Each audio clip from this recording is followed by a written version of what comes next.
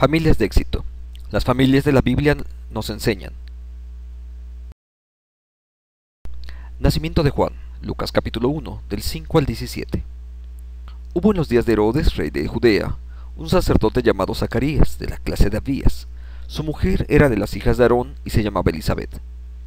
Ambos eran justos delante de Dios y andaban irreprensibles en todos los mandamientos y ordenanzas del Señor. Pero no tenían hijo, porque Elisabet era estéril y ambos eran ya de edad avanzada. Aconteció que ejerciendo Zacarías el sacerdocio delante de Dios según el orden, conforme a la costumbre del sacerdocio, le tocó en suerte ofrecer el incienso, entrando en el santuario del Señor. Y toda la multitud del pueblo estaba fuera orando a la hora del incienso. Y se le apareció un ángel del Señor puesto en pie a la derecha del altar del incienso. Y se turbó Zacarías al verle y le sobrecogió temor. Pero el ángel le dijo: Zacarías, no temas, porque tu oración ha sido oída, y tu mujer Elisabet te dará a luz un hijo, y llamará su nombre Juan.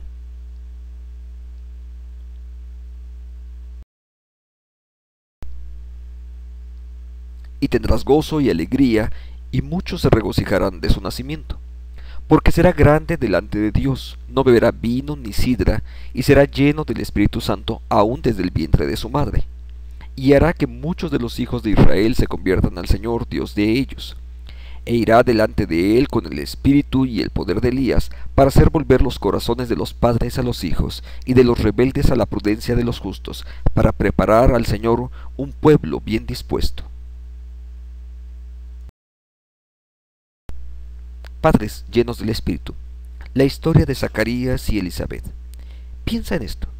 ¿Qué ocurriría si dos padres, papá y mamá, como personas que son creyentes y que viven bajo la plenitud del Espíritu? Quiero que pienses en esto. ¿Qué tipo de influencia pueden un par de personas así generar en la vida de sus hijos? Eso nos lleva a considerar entonces cuánto influimos. ¿Has pensado seriamente cuánto influimos cada uno de nosotros en los niños que están en nuestro derredor? La influencia de cada adulto habrá de ser determinante en la forma de actuar de todos los niños que están en nuestro derredor. Incluso cuando celebramos un bautismo en la iglesia, toda la congregación funge como testigo y se les pide que cada uno de ellos sean colaboradores en la educación de cada uno de esos niños. Porque no solamente influimos en nuestros hijos de manera directa, sino también en lo que otros niños ven que nosotros estamos desarrollando.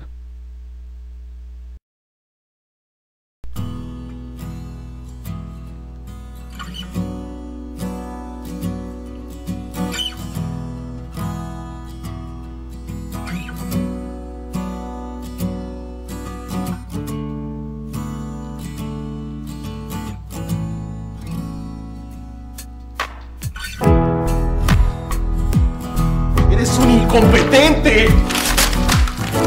¡Estás despedido! ¡Despedido!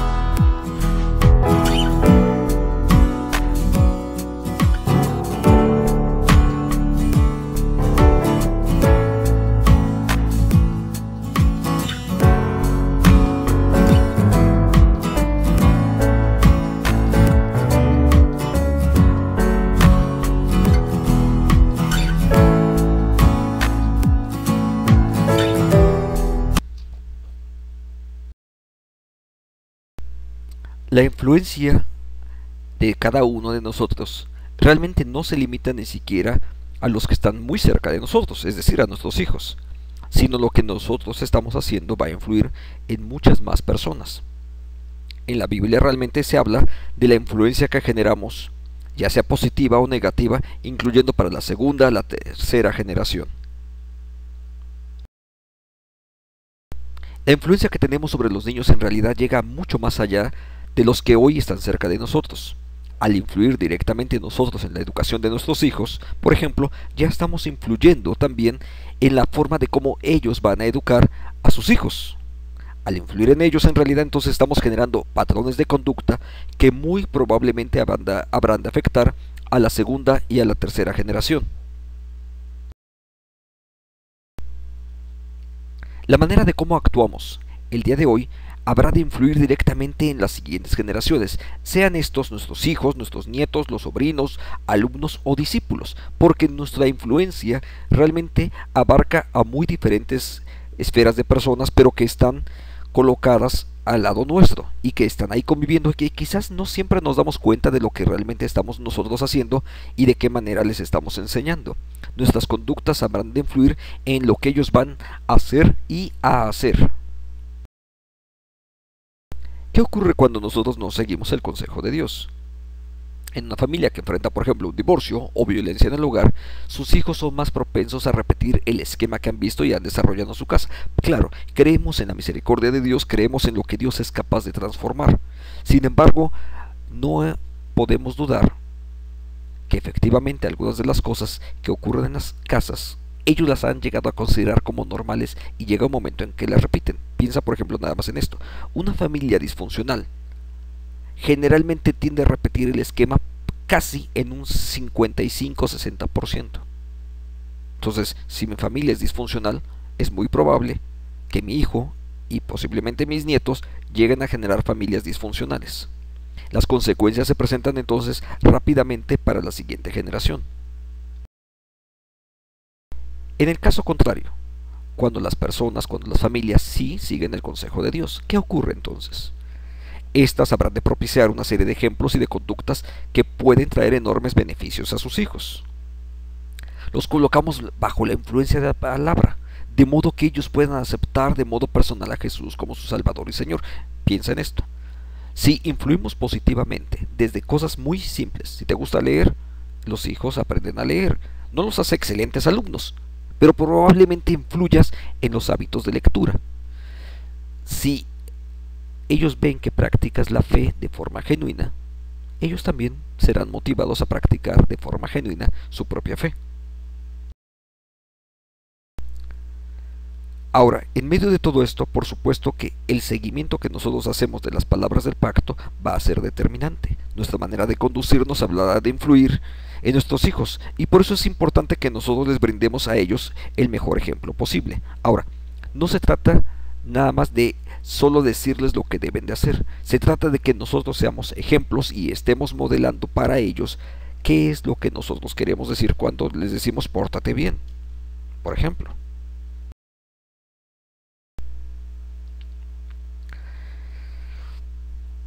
Quiero que observes, por ejemplo, ahora este pasaje.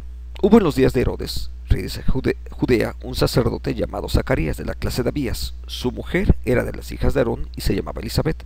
Si empezamos a considerar ahora el papel de Zacarías y de Elisabet, quiero que ubiquemos algo que ocurre a partir de este texto. Ellos tenían tras de sí toda una influencia familiar. Ambos descendían de grupos sacerdotales. Así es que tras de sí había toda una experiencia de familia que les llevaba a encontrar todos los días algo acerca de la palabra de Dios. La costumbre judía era precisamente hacer las oraciones todos los días. Estaban acostumbrados con el ritual, con el servicio, etc. Desde niños habían estado vinculados con el servicio. Y no solamente ellos, sino las diversas familias atrás de ellos.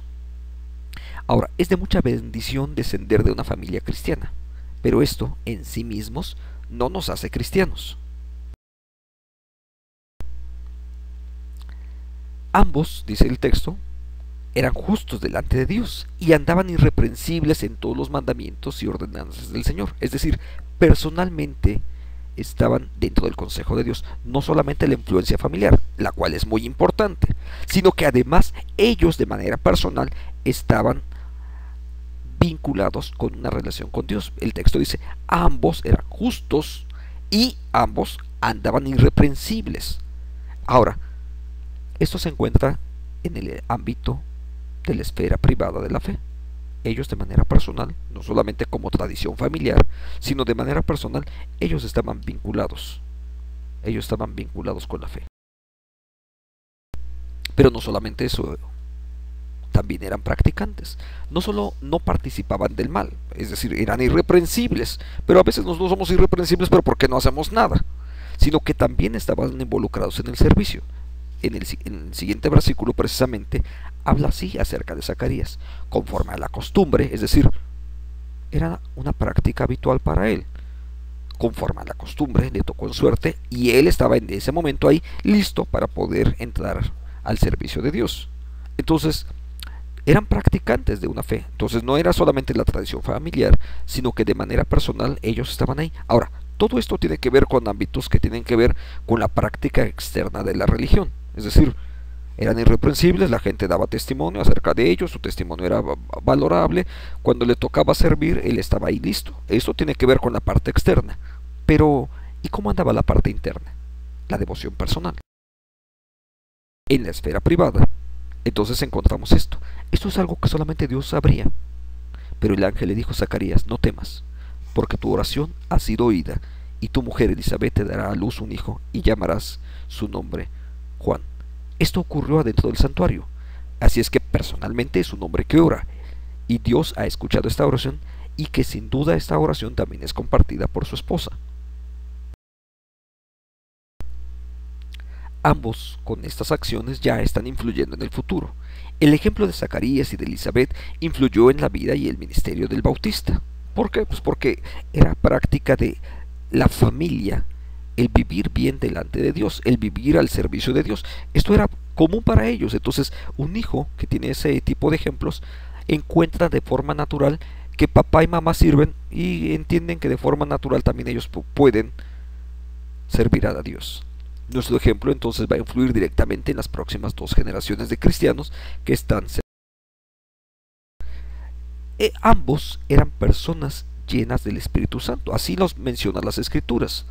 Cuando se trata de la formación de la fe de los hijos, hay algo que es esencial y que no podemos transmitir lo que no tenemos. Y eso tiene que ver con la presencia del Espíritu de Dios en nosotros. Sin embargo, sabemos que no lo ganamos. Es Dios el que llega hasta nosotros.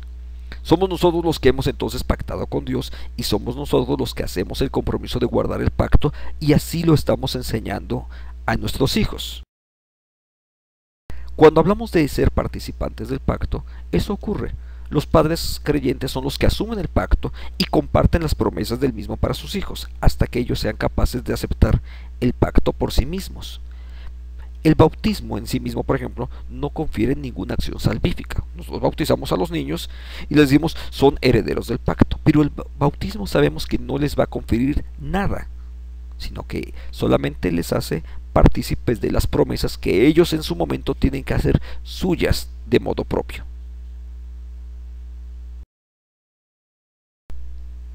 En el caso de Juan el Bautista, sus padres han recibido el Espíritu de Dios, así que no se trata de ningún modo de un simple ritual. Efectivamente, ellos están viviendo bajo la dirección del Espíritu de Dios. Veamos 2 textos.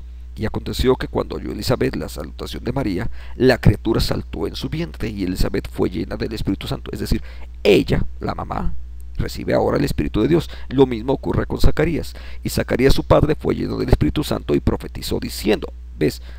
Ambos no solamente están en consejo de Dios, no solamente cumplen con lo dispuesto por la fe, por su religión, sino que además cada uno de ellos de modo personal están vinculados con Dios. Ellos reciben el Espíritu de Dios de manera personal. No se trata de ninguna manera de un simple ritual. Padres que son conducidos por el Espíritu de Dios habrán de guiar a sus hijos a un encuentro personal con el Espíritu.